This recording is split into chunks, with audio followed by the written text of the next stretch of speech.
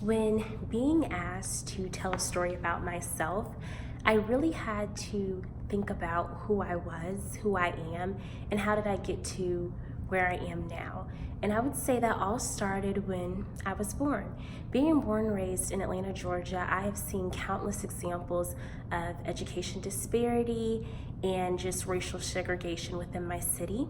Historically, many southern regions of the United States have dealt with a lot of racial and class segregation. And it wasn't until I was around high school that I really took a thrive in a passion for education disparity.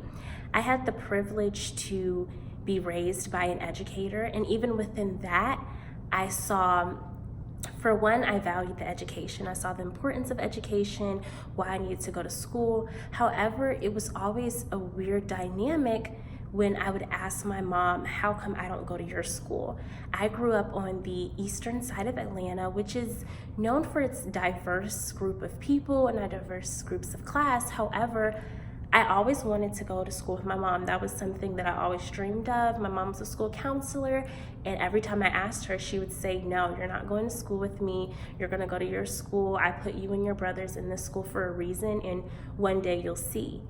And throughout high school, I saw that reason.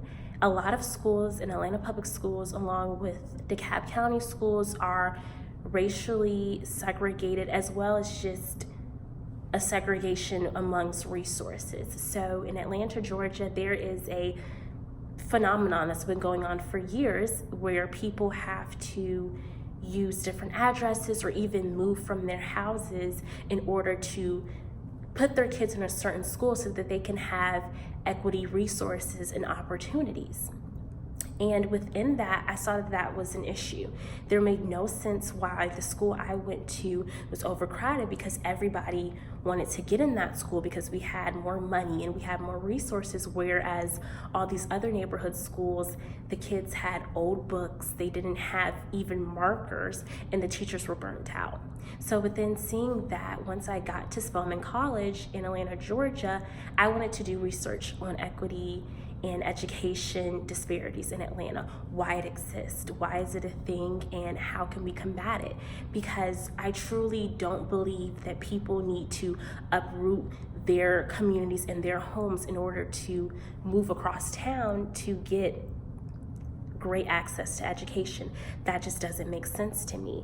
And in my first year at Spelman College, I was in a mentoring program with girls in Atlanta public schools. And within that, it was an incident where I was trying to tutor a young girl, and I asked her just a simple question, where's your pencil? And she told me, I don't have a pencil. And I asked her, I said, well, does your teacher have a pencil? Go ask your teacher. The teacher said, I'm out of pencils. I have to go to Walmart to buy more pencils.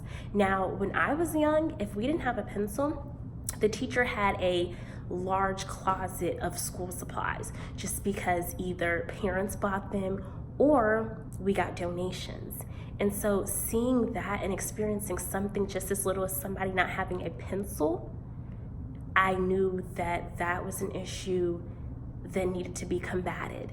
That education disparity is more than just providing the kids with resources, it's also community engagement. In a lot of the schools that I mentor in DeKalb County and at APS, the community is not involved. There are not businesses donating and sponsoring fundraisers so that kids can go out of town, or so that kids can just simply have new uniforms. There's a disconnect. And I believe that Lead for America will help me fully understand how policy works and actually how I can create initiatives in order to combat education disparity.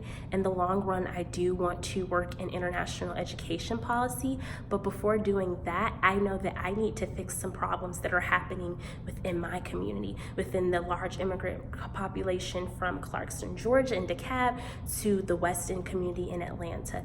There needs to be initiatives for parents to engage with their students, and there just needs to be a bridge between the schools and everybody else that are in the schools. So I truly believe that Lead for America will help provide me with the resources and knowledge to create policies and execute change. Thank you.